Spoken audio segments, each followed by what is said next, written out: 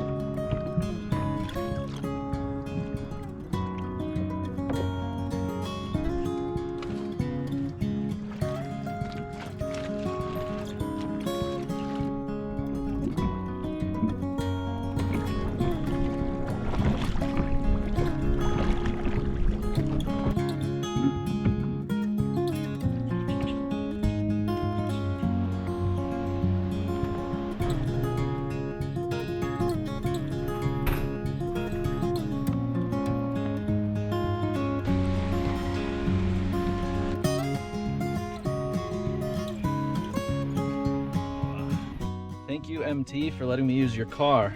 I wouldn't be able to get these batteries back to the boat without it.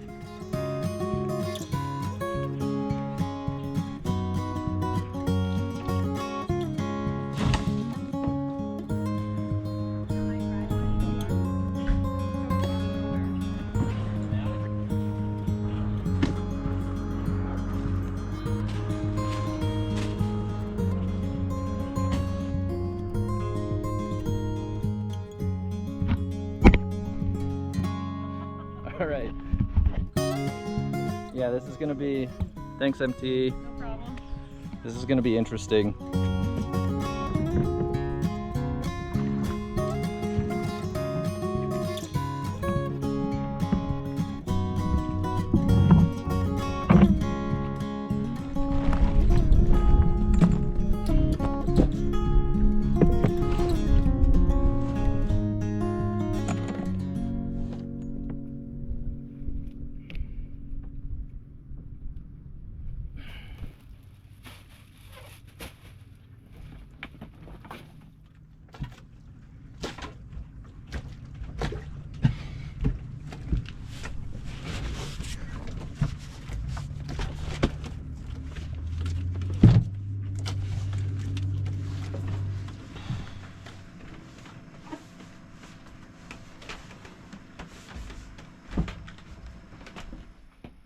We just got the batteries brought down into the boat, but I'm not going to be installing them today. There's a bunch of work I have to do to get ready for this. My old Redodo battery has to come out. Then I have to build a new platform to fit 2 of these, and then I can install them. So today's mission was just to get the batteries to the boat, and now we should have all the materials and everything I need to finish this job. All right. So we're gonna unbox my new batteries. I guess they're the same, so we'll just do the one. So 2 years ago, I bought myself these Redodo batteries. Well, actually, I just bought one 300 amp hour one, and I've had them for 2 years now. They've been great. It's a LiFePO4, so lithium iron phosphate battery, and I wanted to upgrade my battery bank because on cloudy days, I don't have that much storage capacity. So having twice the size is going to just make it so that I can run for more cloudy days without needing to run the generator, and then the solar should catch up later on. Anyways, I've got 600 amp hours now, and we're going to make a video removing the old one that I have and installing these 2 new ones. And I'm going to talk a little bit about my take on the difference between lead acid batteries and lithium iron phosphate. I guess instead of poking at this box, I should take the battery out and talk about them. So this is one 300 amp hour 12 volt lithium iron phosphate battery. My current battery is down inside here and under that side, but you can't access it through that hatch, only through this hatch. And I've needed to organize in here for quite a while. So this is a good excuse to pull everything out of here, figure out what I don't need down inside this anymore, clean it up a bit, and then I'll have to build a new platform to fit the two 300 amp hour batteries on, because currently it only has space for one.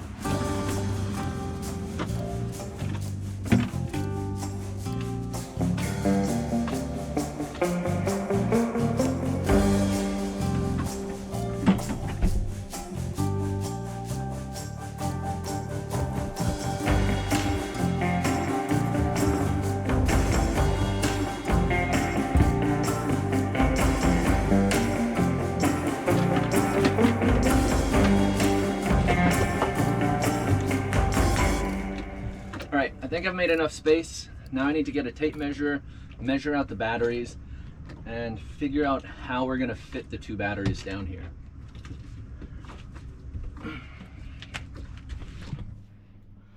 So you'll notice this battery is almost exactly the same as the other one.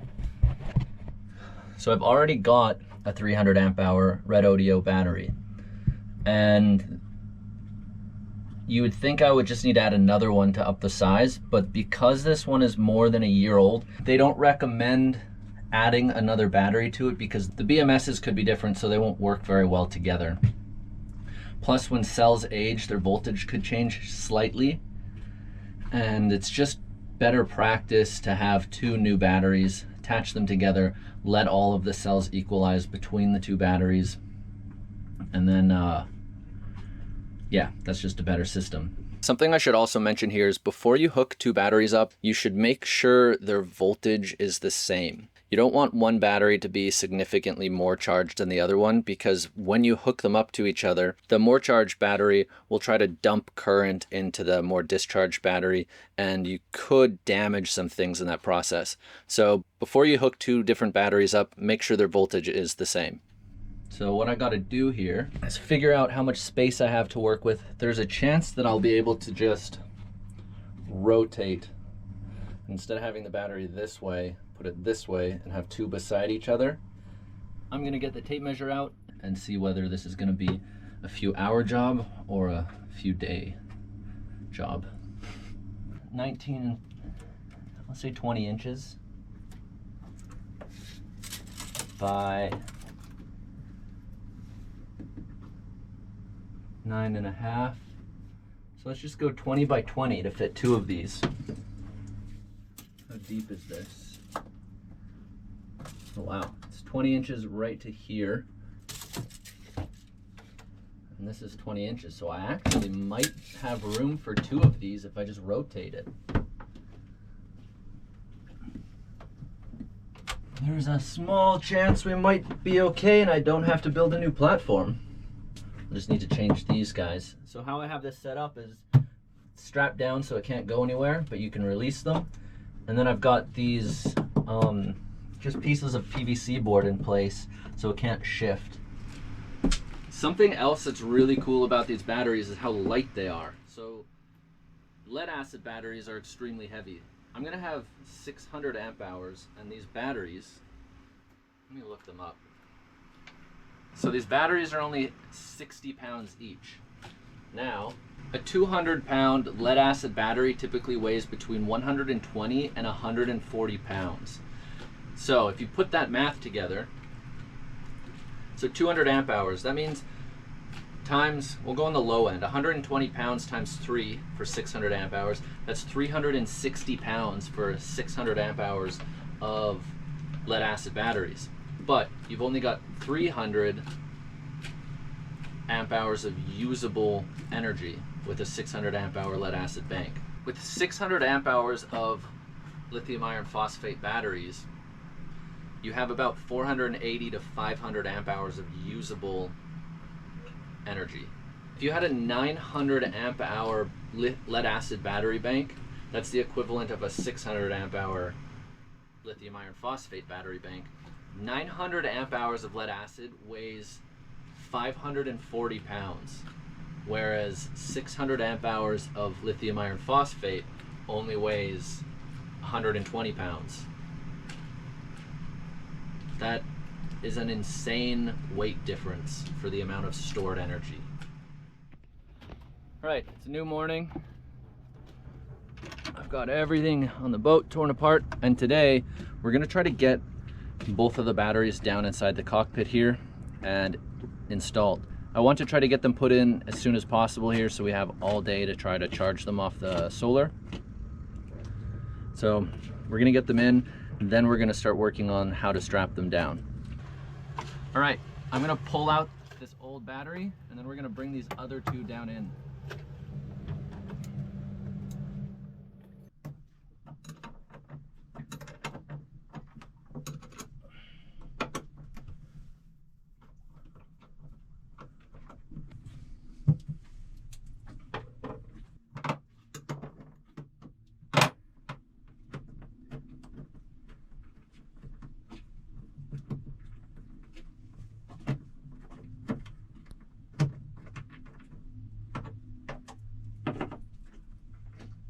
Let's get this one out.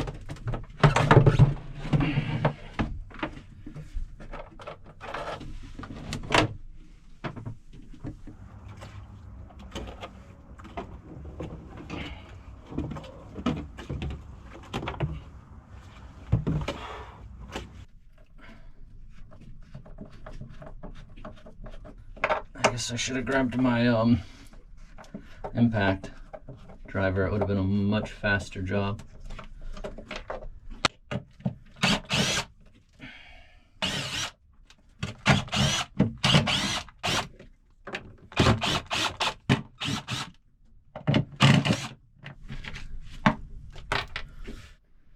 Okay, so this doesn't look super neat, but it looks all right. What I'm gonna end up doing, the two batteries are gonna go with the terminals to the back. All of these wires are gonna get lifted up, so they're kind of on top of them. So there should be room to slide everything in right here. This one's gonna go to the positive terminal. Well, these two are. This thick one, this huge one, is the inverter. So I've got this set up as 4-aught wire because the inverter draws a lot of current. This one's just, what is that, 2-aught? Maybe 1-aught, might be 2-aught. And the rest of my boat doesn't draw anywhere close to the same amount as my inverter. So this wire is good enough for everything else. And that attaches straight to this wire, and then that goes back.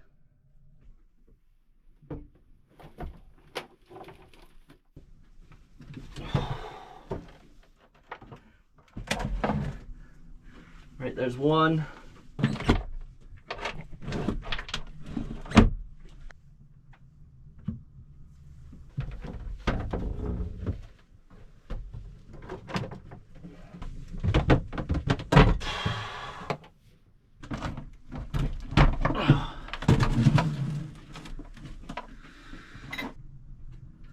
They do overhang here slightly, but I should be able to build something to stop them from sliding on both sides, and then strapping them down might be tricky. Hooking up those battery terminals in the back is not gonna be fun. I might need to make a new wire for this terminal. I ended up finding exactly what I needed. Okay, so as I struggle to install the wires here, I want to talk a little bit about some common misconceptions with these batteries. A lot of people hear about lithium batteries causing fires, but what's happening is they're confusing lithium iron phosphate batteries with lithium ion batteries. Lithium iron phosphate batteries have a far more stable chemistry and contain incombustible materials, so the chance of a fire is greatly reduced. In a lot of ways, they're actually considered safer than lead acid batteries as well as AGMs. Lithium iron phosphate batteries don't gas off like lead acids do, they don't require any maintenance, and they contain a built-in battery management system to shut themselves down before anything bad can happen in the case of an accidental overcharging situation. I would definitely recommend to do some of your own research on this topic if you haven't. These batteries have been around long enough now that if you still think they are unsafe to have aboard your boat, I'm willing to bet it's only because you just haven't done your own research. All right, everything's hooked up. I'm gonna sort out getting these organized better later. I just want to get them charging and I want to get out of here. So first thing before I turn the solar panels on, I'm going to redo my control parameters, but I shouldn't need to change anything other than the total battery amp hours because they're the exact same batteries.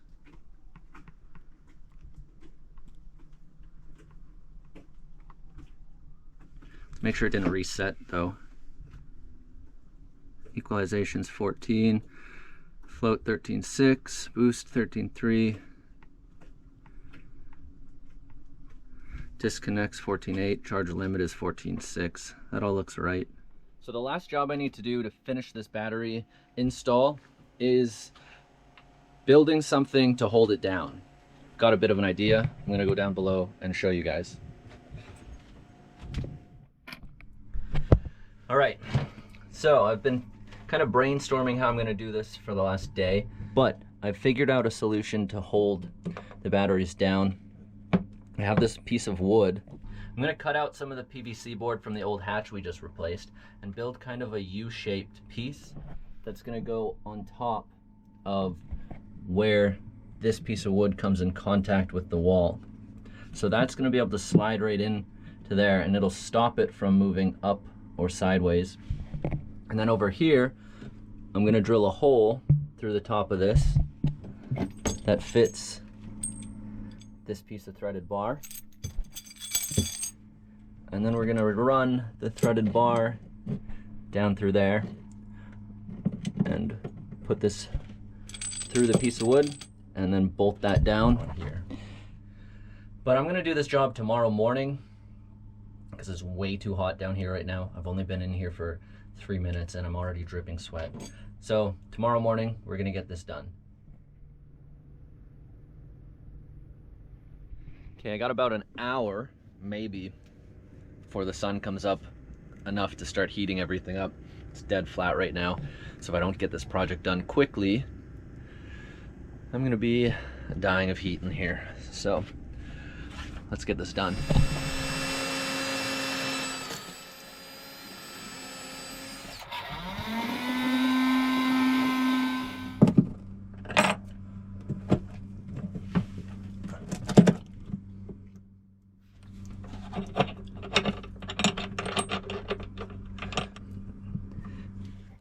There's one nut on either side down here. Once these are tight, that'll stop this from moving for the most part. And then I can drill my hole for this guy. And then build my U-bracket in the back.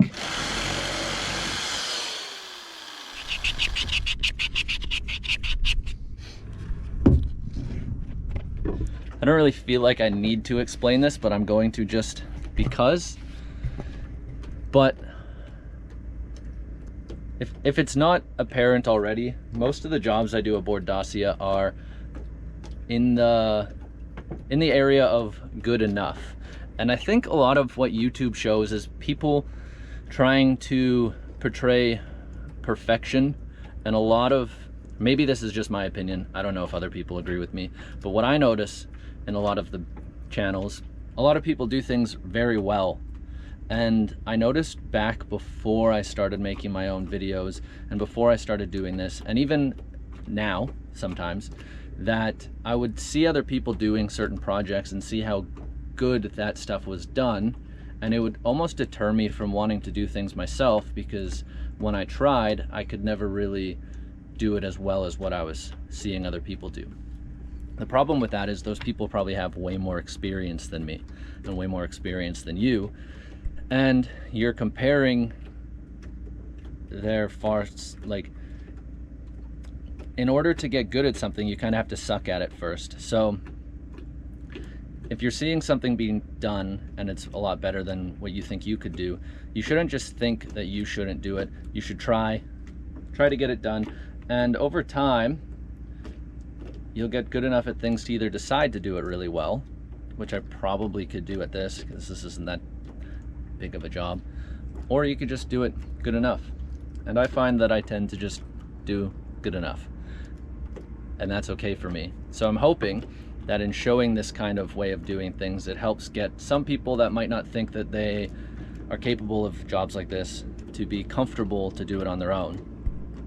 And as long as you do a little bit of research, have a small understanding of what you're doing, and if you're not super sure, ask questions or search for videos, then I believe anybody can really do anything. So here's my little crappy U. We're gonna put this board in, hold the batteries down, and I think this job will be good enough.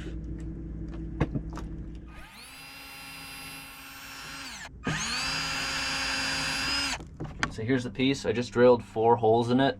We're gonna slide that into here. I want to double check what's behind this wall before I go drilling it. But I'm pretty sure that's where my inverter is. So I'm gonna go back inside really quick, check what's inside here to make sure I don't put any screws through anything, but I think we'll be good.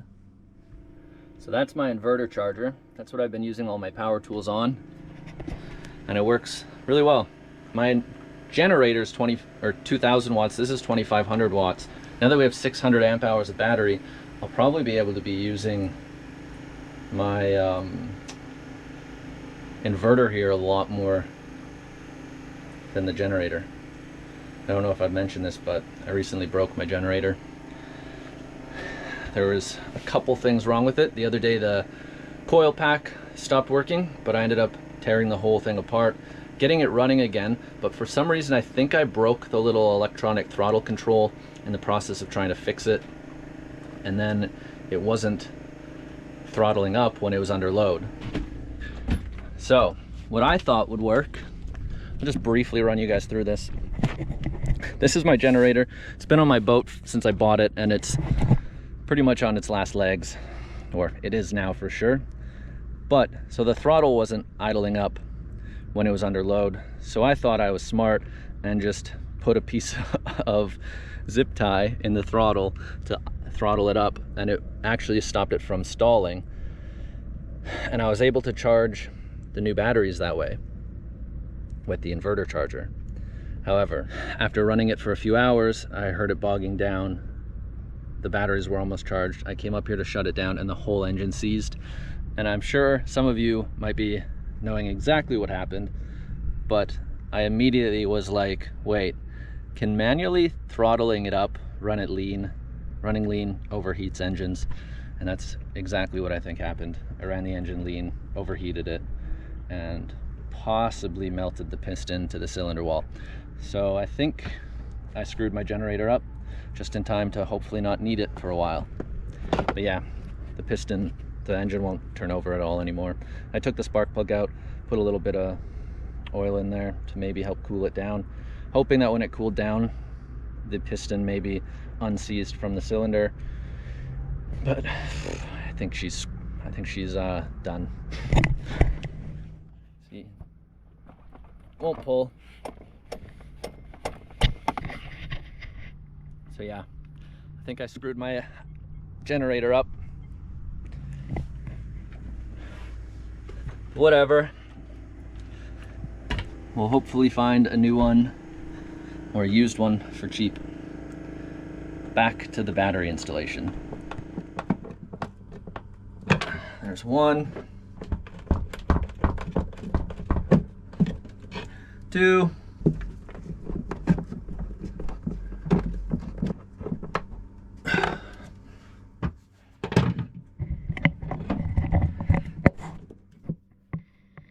This goes back in there, just like that.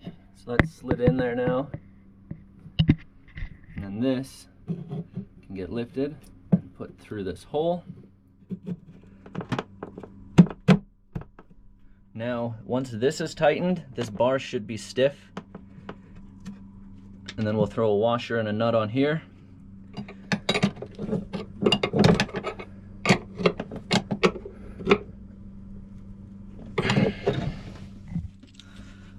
once pressure's pulled down on this, it should technically kind of pull up on that end slightly. That should stop this from moving.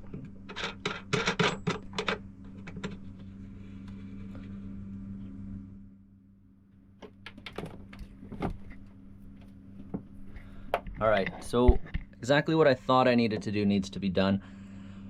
I need to get 2 small strips of rubber and just put them underneath this piece of wood. And then once this is tightened down, the rubber will compress and kind of create friction between the wood and this. Because this one holds fine, I can't move that out at all. But because the end is pulling up slightly, this one moves. But these are still not going to go anywhere. And I would call this done. I need to add a little bit more to it, but I'm pretty happy with it. So, sweet. It's been a bit of a slow day for me today. We got a bunch of sirens on shore, I'm sure you can hear. Oh. But I'm gonna take Dapple in under sail. It's fun making just simple trips to shore, a little adventure.